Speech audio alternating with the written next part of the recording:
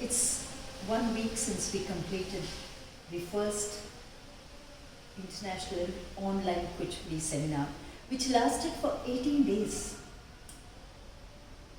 And I must thank all the gurus, artists, rasikas, and of course, the cosmic power, without which it would have been impossible to complete this Kuchipudi Yajna.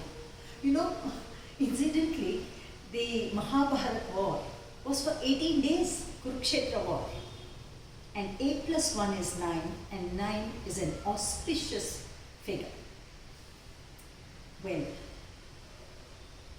when I was thinking back on all the talks that we had, we ended it on the note of Banis. Our 6 panelists were there and we were talking of Bani and many other questions, but I want to talk about this because it's so important and crucial. How can there be Banis in a form that started off as a Natya Mela technique?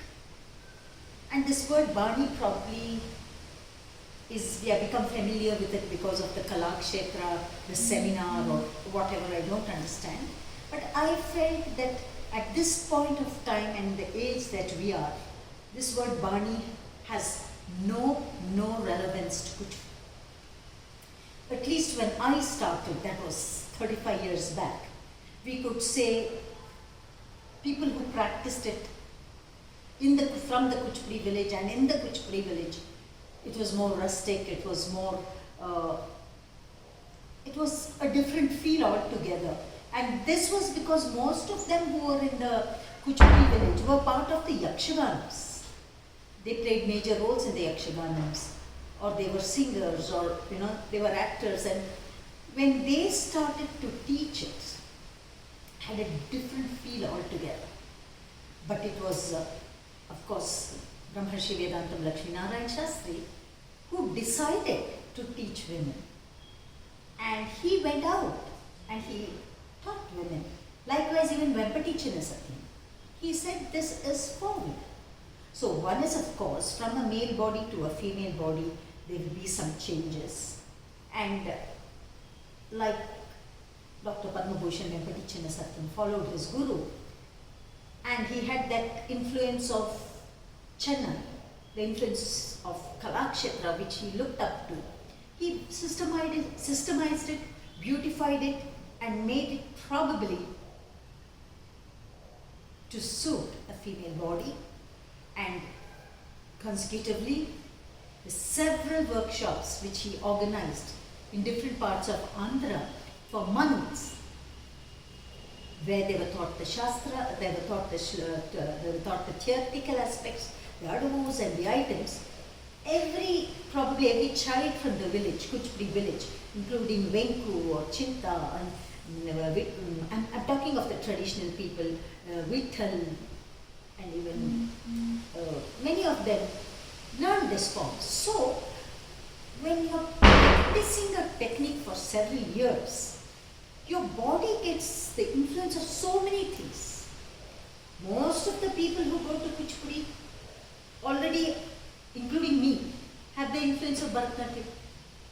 There are some people who learn Mohiniyattam, Bharatanatyam, and then go for Kuchipudi.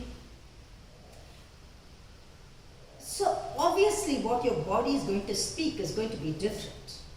And people, outsiders like us, we don't get gurus constantly to stay here and teach. When I started, there was hardly any gurus. And later, when I learned little from Sunanda Devi, but later people told me that was Andhra Natya, because she was a disciple of Nataraj Ramakrishna Garu. And of course, Lakshmi Rajamani learnt it from Prahlad Sharma Garu. Now, even if you see Prahlad Sharma Garu's students, what Raja Radha Reddy ji performs is different. There's a variation. What Lakshmi Rajamani practiced was different. What I practiced had different. And this is not because the Guru teaches you different. Because you have your own influences. You have your regional influences. You have influences of what you learned before. And probably this is why, I remember Ramana sir, my Bharatanatyam Guru. He told me, I learned from him from the age of 6 to 13. And after watching a performance, I came and told him, wow, that performance was great, I want to do it. I didn't even know that was Kuchipudi at that point. And he knew it because he was a teacher and of course his experiences were much more than mine. He got angry and he said, you know, even by watching a performance, your brain or your memory captures images which come out from your body and it adulterates the purity. This was his version.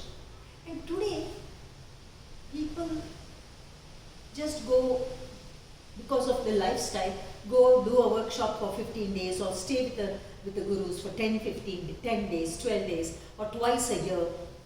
But they have so many other influences. They're collaborating with other dancers. They're watching so much of performances. They're watching so much of YouTube.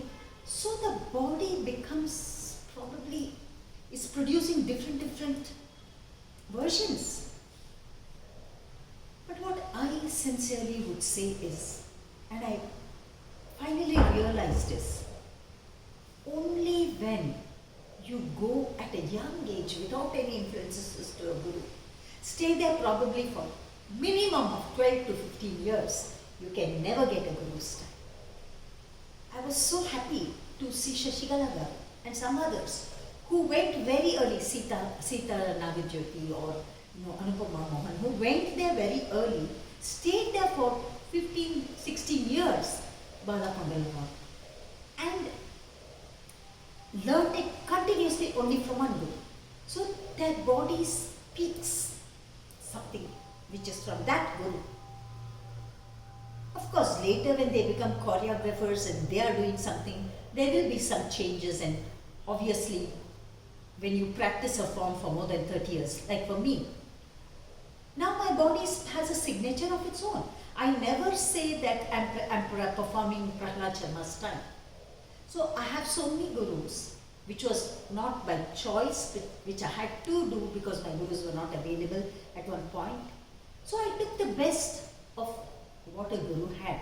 And now I say I do my style. For some people it may seem that, oh, she's mixing up all styles.